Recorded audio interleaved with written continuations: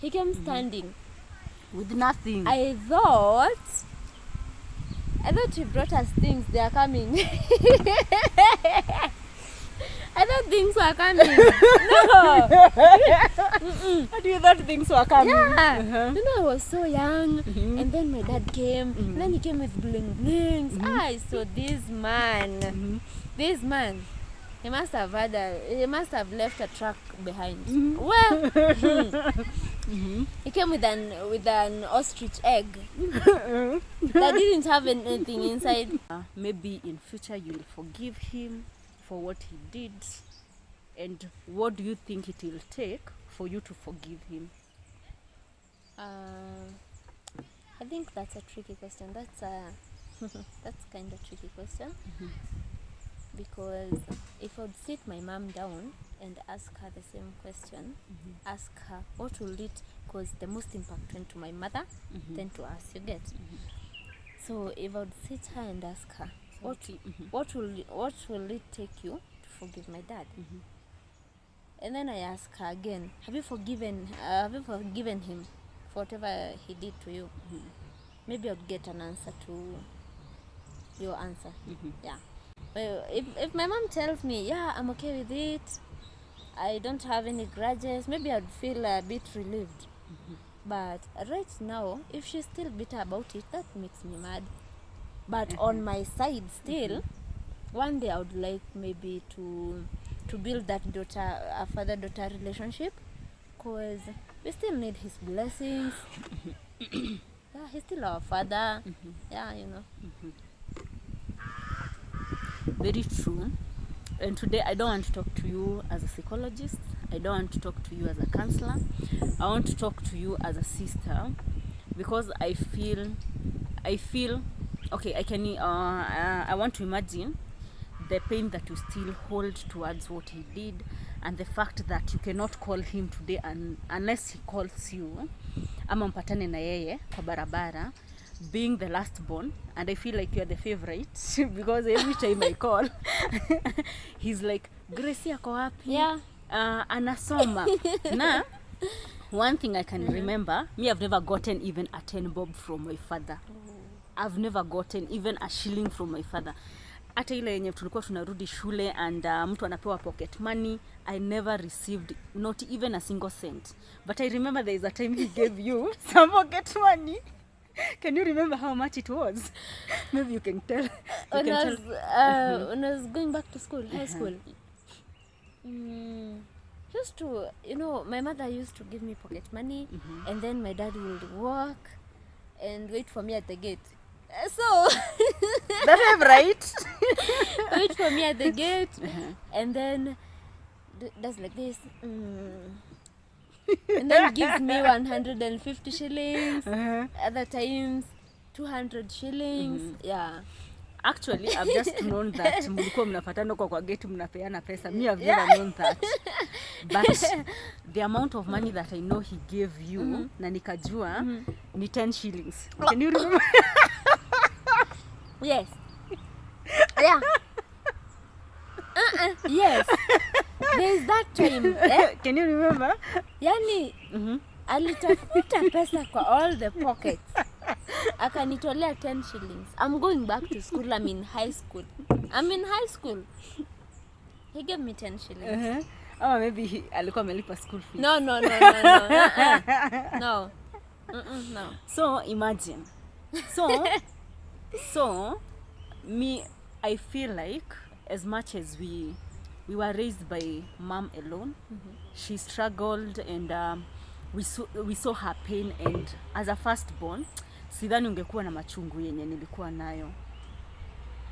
And I can remember, if you can remember, kuna incidences zilikuwa zina happen at home, whereby even I could question him about why he's doing this to mom, especially when I got mkubwa kidogo, and things sometimes got messy between the two of us, because I felt like as the firstborn, I needed to defend our mom.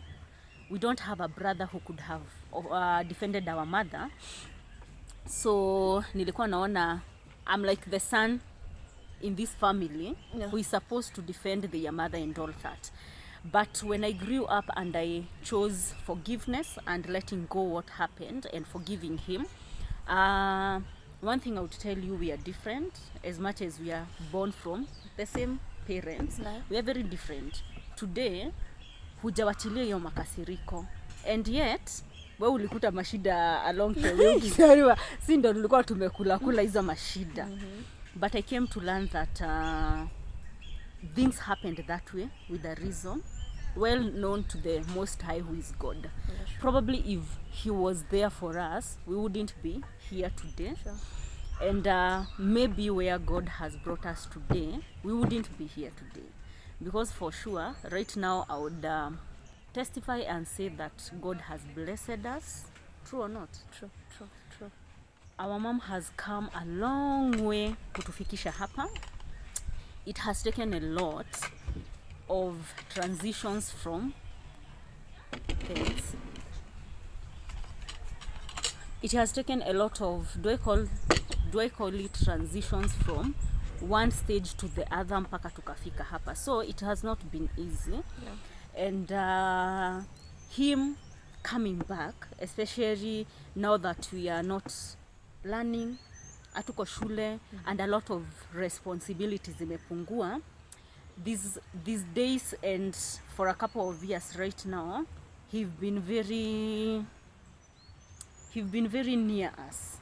Na every other time he calls and anauliza how we are, and he's like, me, I want the best for all of you, as much as he wasn't there when we needed him the most.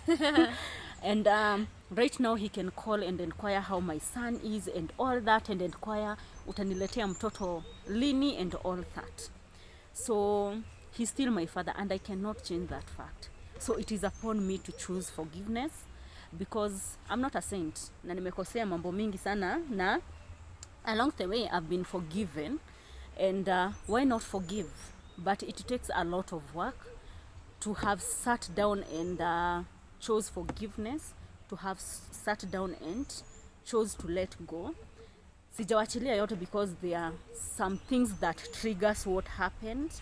For example, I just shared the other day na nikasema, if today I would see a single mom mahali who is training to raise her kids, that brings back the bitter. Yani napatanga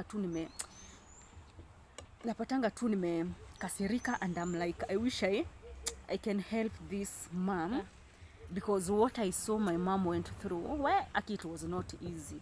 Me, the things that I've gone through, because maybe some things haungeambia your mom because ana strain financially. Zingine hata I'm sure it will take grace and courage to share them here. And I would want you to go work on that, because he's our father. Maybe unless we don't have any other father that we know, that is the father that we were shown by our mother, and I think he remained to be our dad. I cannot choose forgiveness for you, but that is a personal decision to make. Again, life is too short. We don't know how much time we have with him, and I'm happy today that I can talk about forgiveness and see that I forgave him, because staki nikiwa miaka 70 niseme my father is not here, but I wish I have a father as bad as he is.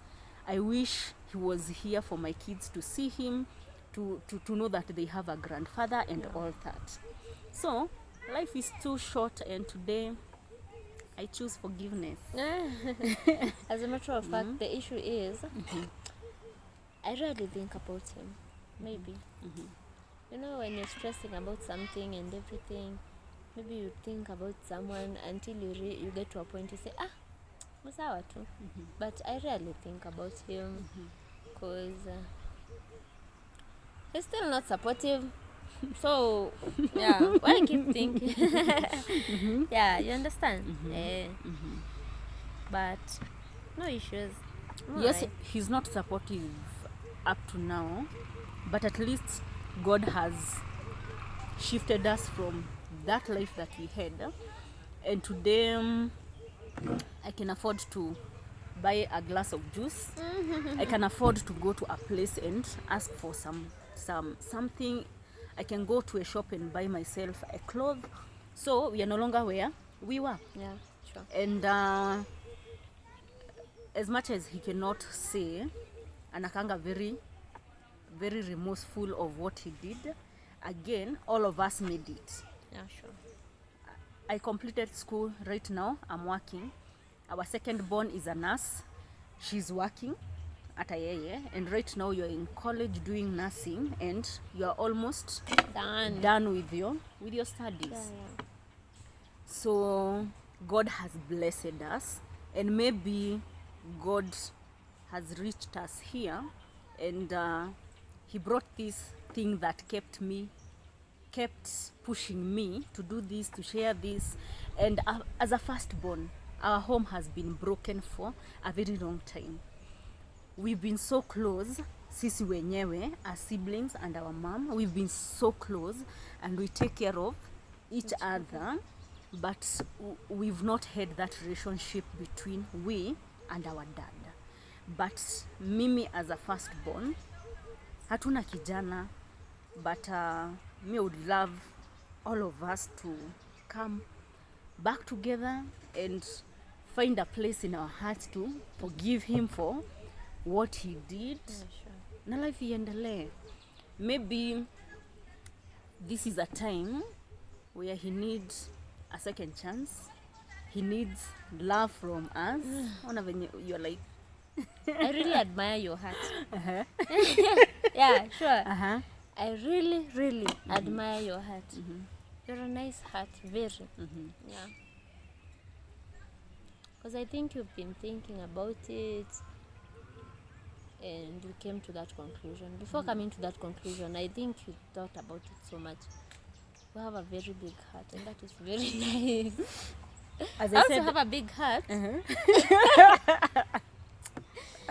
but I forget easily. I really forget easily. And I tell you, I literally don't think about him. That's why I don't know whether I'm supposed to forgive him or not, whether we're supposed to build up a family again or not. I literally don't. That is why maybe it doesn't, I feel like it doesn't concern me. We made it, and he wasn't there. He's our dad. He wasn't there for us. He came back. Do you know how excited I was that my dad is coming? No, I wasn't. Did we know he was coming? No. We did not know he was coming. But when he came standing, yeah? You remember? He came standing. With nothing. I thought he brought us things. They are coming. I thought things were coming. No. How do you thought things were coming? Yeah. You know, I was so young, and then my dad came, and then he came with bling blings. I saw this man. This man, he must have left a truck behind. Well, he came with an ostrich egg that didn't have anything inside. Yeah, it was a broken ostrich egg, but it was broken in a design that it was now designed to A shell. Yeah, a shell that was designed to kufanya nyumba ikae rembo. That is the only thing I can remember. That he brought. Yeah. After 10 years. No, that thing, that it's so little, but then that time it was not little. I really cried. Yeah, I was expecting. Like, remember I waited almost the whole night nikingoja vitu za Mombasa ziko wapi. But nothing. Oh my God. And then the following day he woke up to tell us to kalime. Yeah, this is what I was saying. He was back, and being the man in this home, he wanted things to be run his way. He wanted to be heard. He wanted to be listened. He wanted to be felt. And he came and tried to change a lot of things. And it was not easy for all of us, because there are certain ways we knew things were done, and then all of a sudden he come, he want us to go farm, and Yeah. we are not used to that. Like we used to tulikuwa tunapalilia maua other days, but not Sunday. Sunday was a day to wake up, shower, go to church. But then that day he woke up with a certain mood, told us no going to church before going to where things were bad. So things were really bad, but again, I thank God, at least I can say I have a father that I know, because I know of so many people out there who don't have a father, and they're like, I wish I would know my father as bad as he is. So as our last born, and as your sister, I would like you to make it intentional and sit down and think about it. I've told you I cannot force you to do this. That is a personal decision. But put it into consideration. Just remember that you do not have any other father. Na hata mtu mwingine akatoka na huko akuje, he would not fill that gap of our dad. He's still our dad, as much as he took us through hell and back. He's still our dad, and I would like you to put that into consideration, and the fact that life is too short. And again, I felt lighter after letting go what he did. I felt much better after I came out clean. I came out clean, and I would be comfortable to talk about how my dad wasn't there and all that. By the kitambo mimi, I think I'm not very social. Actually nimeanza kumingo na watu juzi, but I didn't want to be out there mtu aniulize, what about your dad? Because mimi, I never mentioned his name anywhere. I never. Na I think nilikuwa nimebakisha kidogo hivi niulizwe about my dad na niseme atunanga baba. Probably something happened to him, but I'm happy today that I'm lighter. Na I've forgiven him. So that make that intentional. As a last born, as much as you still feel he's none of your business, he's still your business, because he's your father. If today you'd hear that he's sick, amelazwa hospitali, I'm very sure you'd find it in your heart to go see him na ujue ako aje. As much as I'm not sure about that, but make it intentional and work towards that. So yes, anything else? I think we've no, I don't have anything else to say. Thank you for the juice. Yeah, you're welcome. And thank you very much, guys, for watching. At least I feel good because I caught her off guard. Nasikia hata ajui of late for the last 1 month what I've been doing, so I caught him off guard, and you can hear from her. Things were not easy at home, and being the baby in that family, learned a lot of things that were happening there. And this is what I was telling to parents out there. They may assume that they are doing what they are supposed to do as parents. They are working towards their responsibility and to cater for these kids, but remember, huyo mtoto unaonanga akiwa mdogo, maybe they are 4 years and they are growing up and think that they don't see things that are happening at home. We learned what was happening at home tukiwa wadogo sana. So make it intentional to sit down with your children to learn how far they are with their lives and what they've been going through and all that. And that is why you can see so many young people out there are abusing substance abuse. And before you even know, yani mzazi anaona tu mtoto ameanza kukua kichwa ngumu, but we deal to stress us differently. For me, I used to cry to let go, ama when time came and I was able to talk to someone, I can talk and at least feel relieved after I get an encouragement. But not everyone would deal with the stressors that way.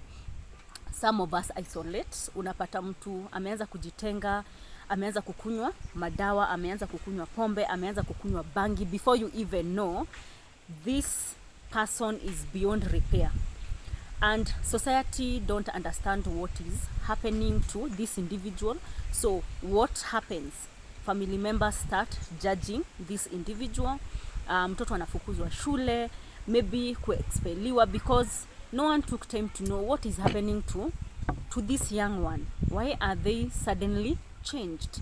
Why are they suddenly with a lot of range? I mean, nimeona so many parents who've brought their children to hospital for therapy, na anasema huyu mtoto amechange, amekuwa na another range, anapiga watoto yo shule and all that.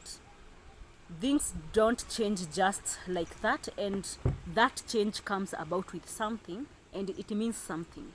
So take time to support your kids out there, get to know what is happening to their lives and all that. They may not open up because we never sat our mom down and talked to her na tukamwambia how we felt about our dad and all that. But again, we went through a lot emotionally. I think it is the grace of God that we didn't break down.